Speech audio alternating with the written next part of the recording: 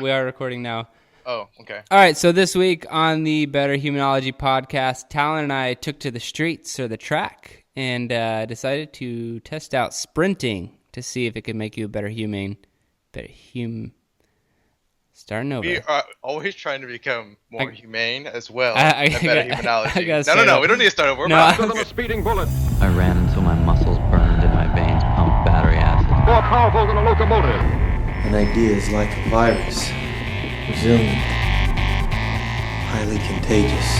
Able to leap tall buildings in a single bound.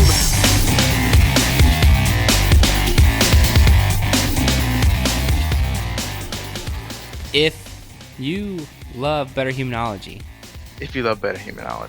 and or its potential, because we're trying to make ourselves... We do need to talk about that. Wait, what do we talk about? So all I was going to do is ask the listeners, the people, the Better Human Knights. Is that something we... You're trying to create something right now on the fly. Yeah, I'm okay with it. If all the people out there listening, if you enjoy the show, please head over to iTunes and leave us a 5-star review and a positive comment.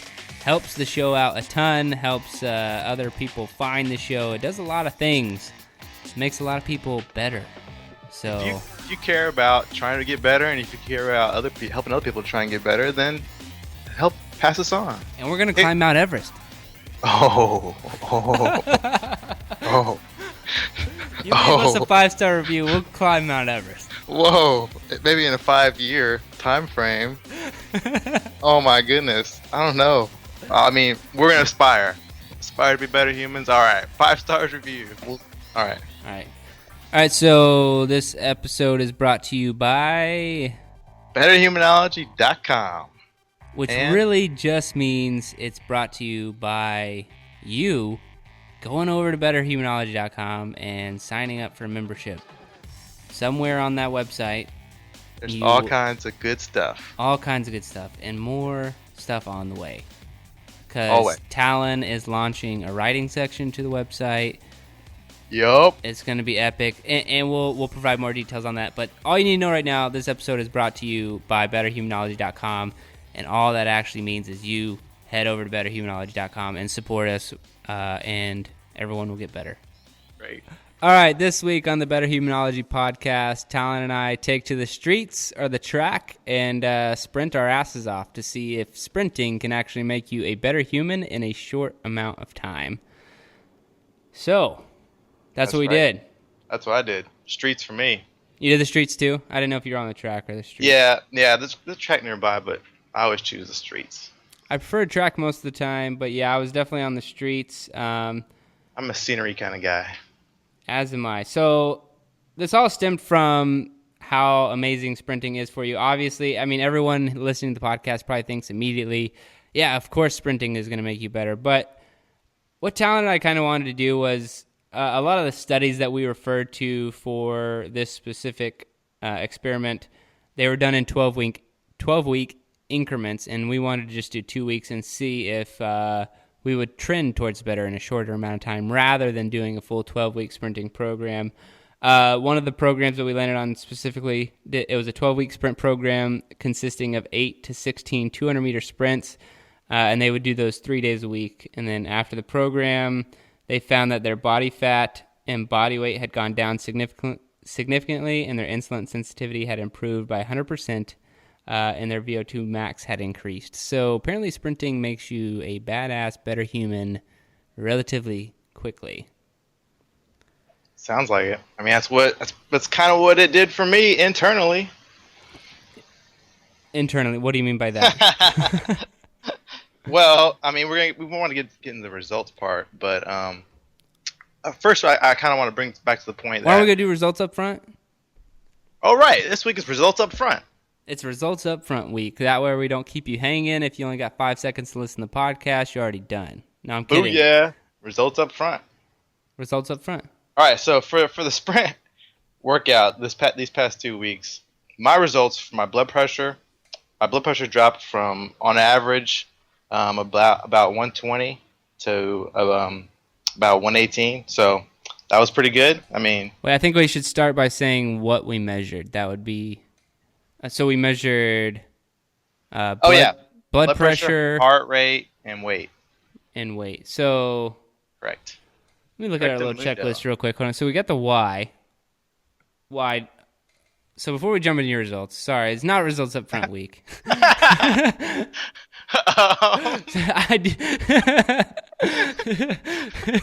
X-nay on the results up front say. Well, it's results in the first quarter of the podcast week. So before we started, what were your thoughts on sprinting when we decided to do this experiment? I'm glad you brought this up because I actually love sprinting. I mean, I was a track runner in middle school and in high school, and so I loved running, and I actually ran long distance. So I ran So I wasn't a sprinter, but I loved actually doing sprint exercises, and actually. Even up to about a year ago, I was consistently doing sprint exercises in the gym while I was training for intramural basketball. So I was actually excited about the workout and the experiment, quote unquote experiment, right, for this trending kind of 2 weeks process. And so for me, I was excited. So how did you feel, Jared? Likewise in high school, I ran the 100 meter and the 400 meter relay. So I was excited to get back to some sprinting. I do a lot of interval training as is, but lately it's been all on the Airdyne or the rower. I haven't been doing a lot of just like straight up sprinting, which, I mean, no doubt that sprinting makes you a better human. It's hard. You get a lot of work done in a short amount of time, but I was also really excited to see what this would do in a 2-week time period since I hadn't really been doing it in my training, and I just kind of tacked it on there. And yeah, I was excited to get back to some sprint workouts.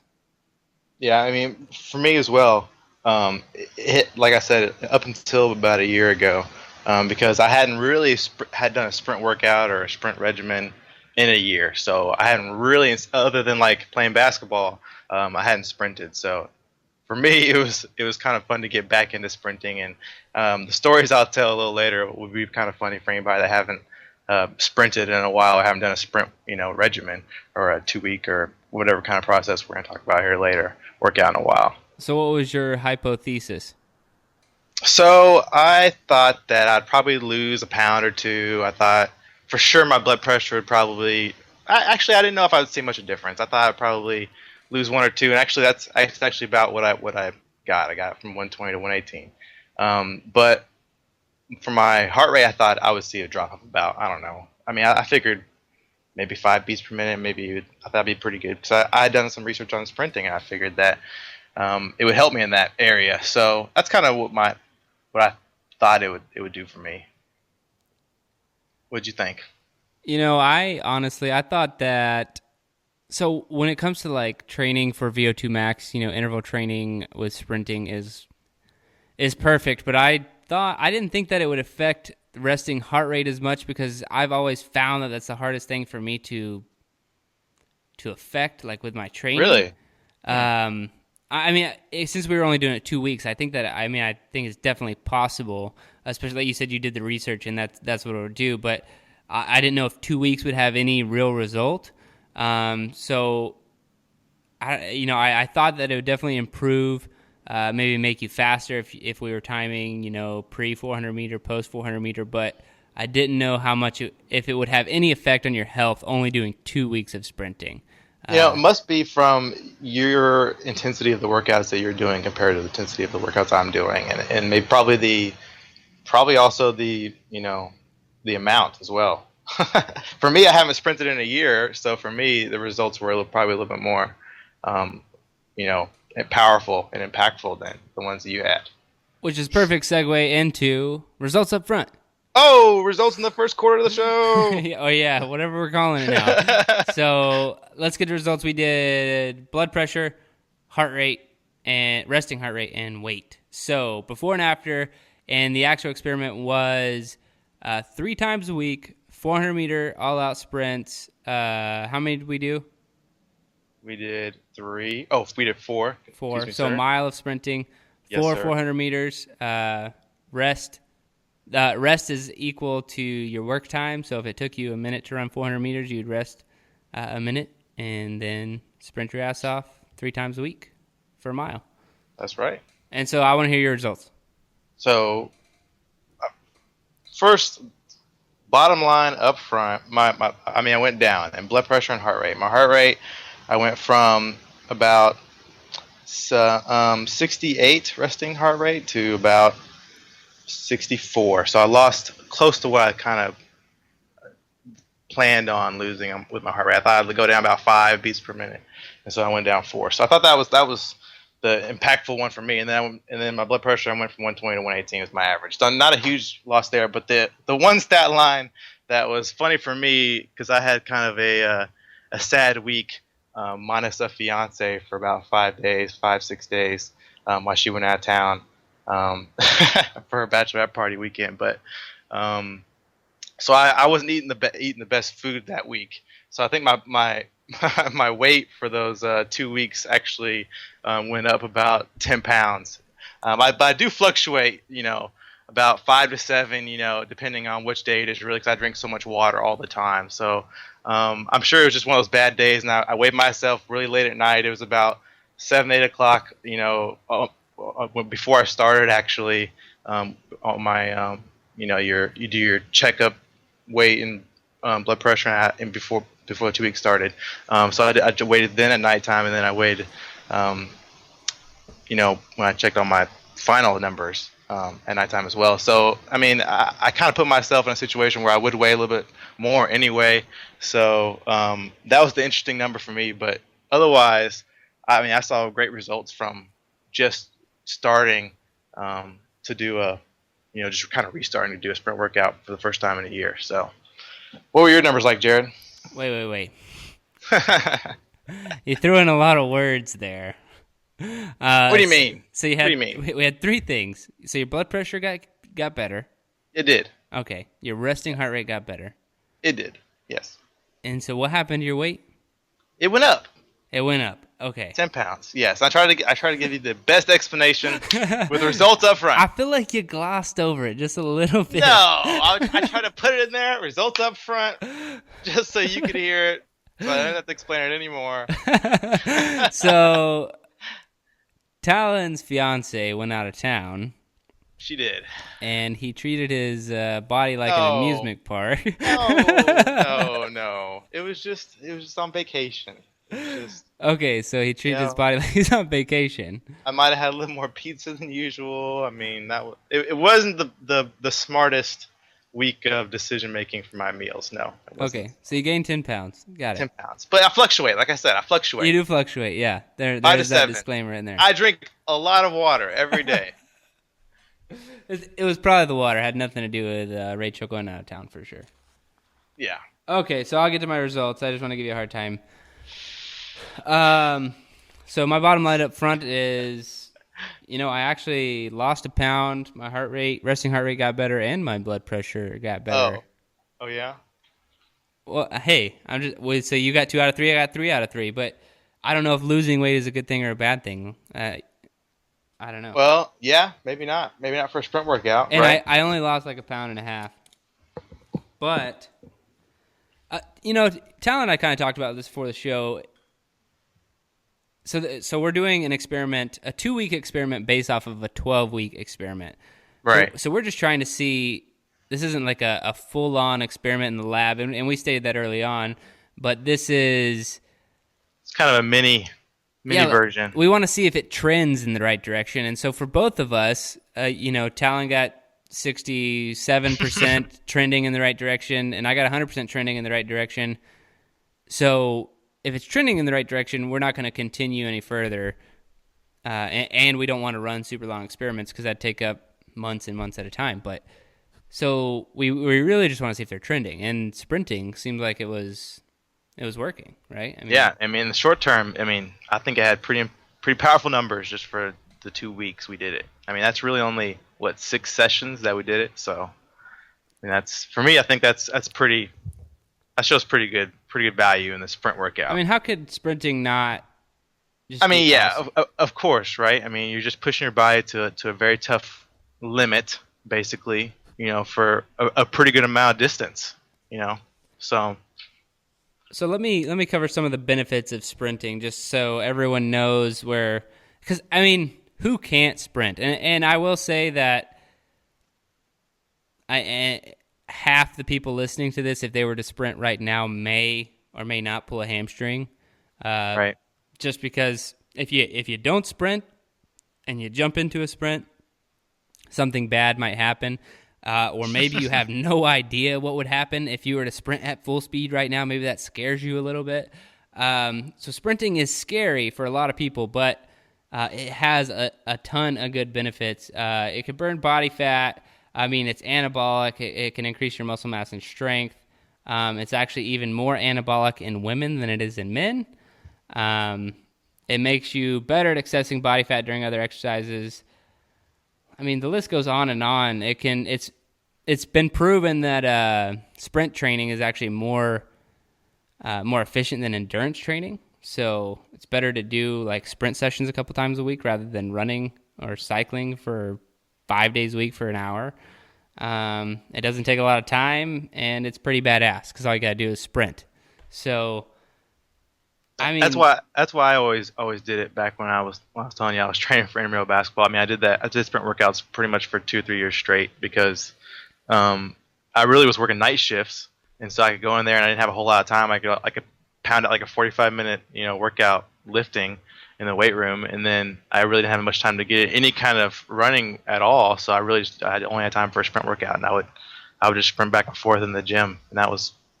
I mean, I saw huge results in my game even just from that. So, I mean, you'll see sprint results from sprint workouts very quickly from my experience with sprinting. And so this little kind of 2-week process just shows you a kind of a glimpse of that. How you'll see pretty powerful results probably in a short amount of time, right? I mean, how can sprinting, like you said, how can it not help you? Yeah, I mean. And why can't, no one has an excuse not to sprint. Do you know, Yeah. I mean, I'm sure that people can cook up an excuse. I think a lot of excuses are not good excuses, but whatever, it's just, most anyone can sprint. Even, there are even studies that prove that sprinting is good for, elderly people. They might not be running super fast, but if they're running at their maximum effort, it's going to make them better too. I mean, sprinting is just good all around. But I kind of want to know about what your sprinting was like. You said you were sprinting on the streets? I was, yeah. So right outside my neighborhood, I have a really long, it's about a mile long straight track, kind of not track. It's on the street, but I mean it's just a mile long street that's straight. I mean it's awesome. It's perfect for this kind of experiment. But so mine were kind of funny. Like I said, when I first started, my very first sprint, I haven't sprinted in a year. I've only done quote unquote sprinting during playing basketball, right? So it's my very first sprint. I was really difficult. I mean, my very first one I started, I was really fast and I felt really, really powerful. But of course, since I hadn't sprinted in so long, I mean, after I finished that first 400 meter, I was like, oof, okay. I got my little break, and when I started the second one, I felt really strong. But man, half of that second one, I was already feeling it pretty tough. And so, I mean, I pushed through it the entire time. But afterwards, that's the first time I felt like I was going to maybe throw up after a workout since football practice 2-a-days, senior year. So that was, for me, it was one of the tougher experiences I've had in a while, because I hadn't pushed myself to that kind of limit lately, and so it was good to feel that again. So it pushed you mentally too. Yeah, so it was great to remember how powerful the sprinting could be, and yeah, so I think it's something that, like I said, if people haven't sprinted in a while, it'll be tough, and this will be a tough workout even if you try to do the little 2-week experiment like we did. But like Jerry said, it'll push you both mentally and physically, and it did for me. And it's funny because when I got back, it had been so long, and I'm a pretty in shape guy. I play basketball, I work out pretty often, so. For me, it was still tough because I just wanted to push myself. When I hear sprint, I mean that's a long time to sprint, and so I'm just trying to sprint the entire time. But when I got back, it was funny. I took my shower and I was just like, okay, I had that feeling. I just really need to take a nap right now. It was just that tough on me. So I took about a 45-minute power nap, and I was just like, okay, I got up, and then I felt okay again. But I was just like, oof, that was really difficult because I had really pushed myself. So the first sprint workout put you to sleep. It did. It did. It was difficult. I mean, of course, anytime you do something, the more you do it, the better you get at it. So as time went on, I definitely got better. The second one wasn't even near as bad as that first time. My body felt like it was almost prepared for it, and that's just kind of how I always do. It's almost like if I feel like I'm going to run this 3 mile, route one week, and I decide the next day that I'm going to, do the same route. I'm going to run it like, probably a good minute or two faster than I did yesterday, just because I know it. My body's used to it already that much better. So I don't know. How was it for you? How was your experience?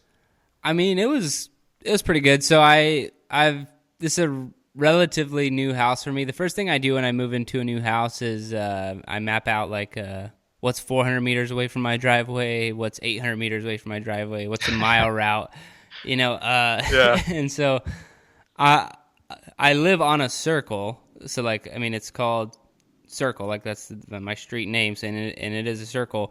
The circle happens to be 600 meters exactly, and the only problem here is no matter which way I run, like we're at the bottom of a hill, kind of like the circle is slanted, and so I was running up. No matter which direction I went in the circle, I'd have to run uphill for a good portion of my 400 meters. So it was kind of like running hill sprints, which was pretty awful.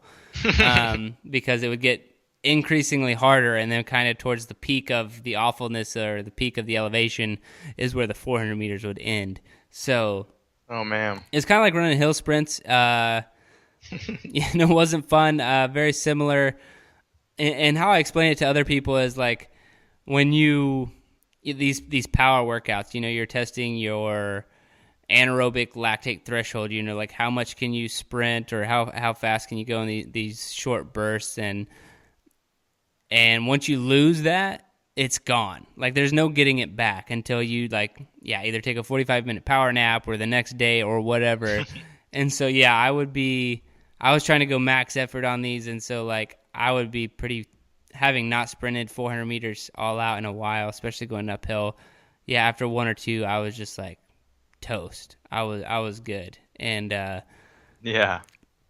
so I mean, they were definitely tough, and what I found interesting was I've done a lot of interval. I mentioned this earlier. I done a lot of interval training on the rower and the Airdyne, which I have in my garage, but sprinting still absolutely kicked my ass, and that's what I think is so awesome about sprinting, because like it can humble any person.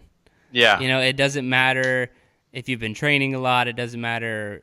Nothing matters. Like if you're pushing a sprint to your maximum effort, then you're going to be dead. You're going to want to lay down after the workout and just be done. Yeah, absolutely. That's what's great about sprinting. I mean, really the question is why not with sprinting, really? The great equalizer, if we will. Yeah, right?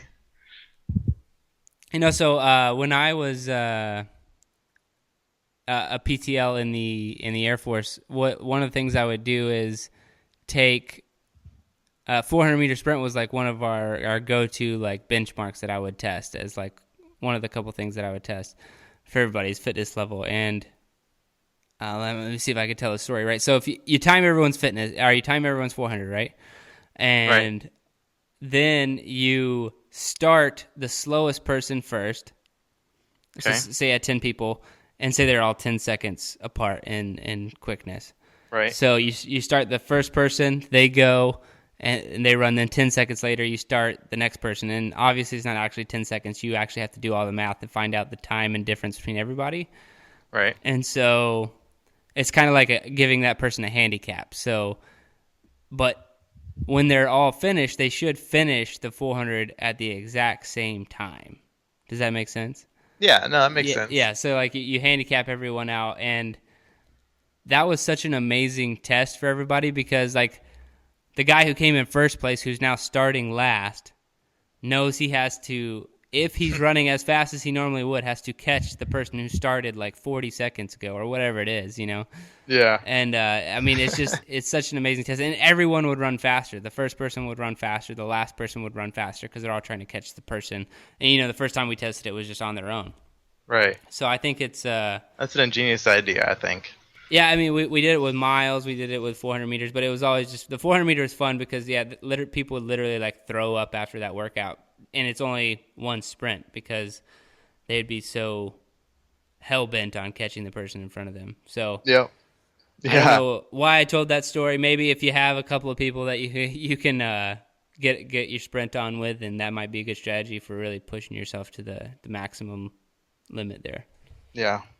I mean, even if you're just running, on the streets like we run, there's usually oftentimes in the streets I run, I don't know, there's people running, there's people walking their dog or whatever, and so I always feel like I do run faster trying to catch those people. And so you can, even if you're not running like on the track or something like that, you can use things, or maybe even just things you see out, while you're running. Even just sometimes you'll see like a light pole or something like that. And I just try and use stuff like that and visualize things, even to make myself be more motivated to run faster. I know it's kind of silly, but I always use stuff like that. Actually, it's kind of funny because when you and I would run in college, we ran the indoor track. Do you remember upstairs in the gym?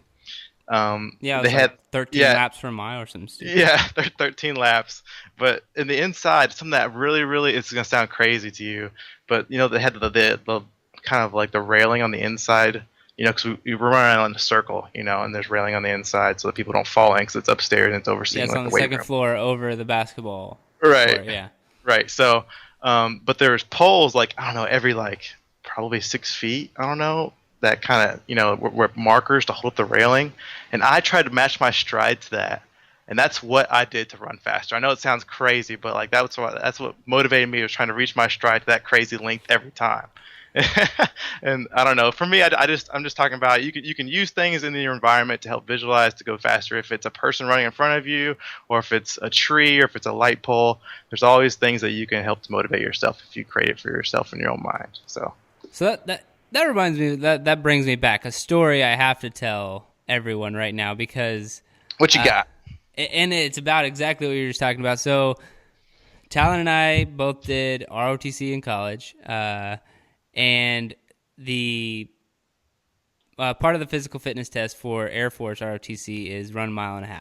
That's right. Yeah, after push-ups and sit-ups.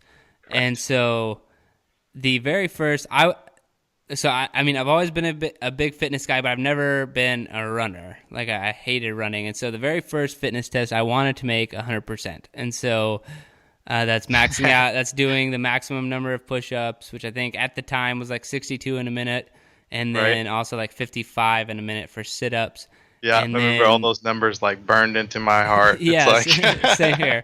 And then so Talon was like this like super beast man runner, and I was like, all right, man, you're gonna pace me on my 1.5 mile run, because you're allowed to have a pacer as long as they don't like touch you or assist you in any way. Right. And so Talon paced me on my very first run, and I still to this day think that is the worst I've ever felt on a run. I think we ran we ran 1.5 miles. Talon paced me out, and I think we ran like a 9:12. Yeah, it was something crazy. Like, if you do the math on that, that's a pretty fast 1.5 miles. That's close to consecutive 6-minute mile pace, and then another 3-minute plus some change there. But yeah, dude. That was like the worst experience ever, because I remember we were like I don't know, like a quarter mile of the way out, so we had until 9:36 to still max it. Right. And then you look back at me and you go, oh shit, we're not gonna make it. I was just teasing you. And I was like, what? Oh, you paced me, like, and you had taken your PT test already, and like you had ran like a 8:40 or something. I was like, why? What do you mean we're not gonna make it? Like, you're supposed to pace me to where we do make it. And yeah, obviously we made it well under the time, but yeah, you made me run a lot faster than I needed to, and it was really awful. But I remember. Yeah. Go ahead. I'm sorry. I don't think I had anything else. That was just probably like top 5 worst running memories that I have to this day. Oh, dude, I love that memory, because I remember I remember you telling me you were like, I don't want to run at 8:40. I don't want to run at 8:45. I don't want to run like 8 something. I want like 9:10, 9:15. You're like, I want to run fast. I don't want to run where I'm dead afterwards. And I was like, all right. And that's why I remember at the end I was trying to like, okay, we can slow down a little bit, And that was a great story. That was a fun time. I loved that run. That was great. That was good. Good stuff. All right, man. Do we have anything else to cover in this sprinting episode? Sprinting works. No, I mean, I don't think, other than, okay, well, I guess we need to hold on. I shouldn't say sprinting works. We need to take this back a step. Is it Better Human approved? Are you asking me? I'm asking you, Jared. I don't think that there's any way on this earth I can say that sprinting is not approved. So I mean, of course, right? Approved. Approved. With me, it's absolutely approved as well. And I say it's approved in a short time frame. That's the most interesting part about it. Like, we only did 2 weeks, and we're trending in being superhumans. I mean, very quickly. Yeah. So, I mean, it starts working fast. Yeah. So you, Better Human approved, disproved? Approved. Absolutely approved. It works. I mean, how could it not? Like we talked about. For everything, all the reasons we talked about. And it pushes you, I mean, you push yourself to your limit, and it's going to push you mentally and physically. Absolutely approved. All right, that's the sprinting episode. If you guys want to know, you guys need to go over to iTunes. Help us out. Open it up on your computer. Help us out. And leave us a 5-star review with some positive comments. If you want to do the 4-star, the 3-star, you can go ahead and unsubscribe from the podcast. No. Is that too much? Yeah. If you like the show, help us out. You know, if you like the show, just feel free to say you like the show. That's all we're asking. If you don't like the show, then don't worry about it. But if you like the show, feel free to go give us a 5 stars on iTunes. Okay, yeah, I was too aggressive. I'm sorry. All right, man. Thank you if you do. Yeah, we really appreciate all the listener support we've gotten so far. Yeah, thanks a lot, guys. All right, peace. All right.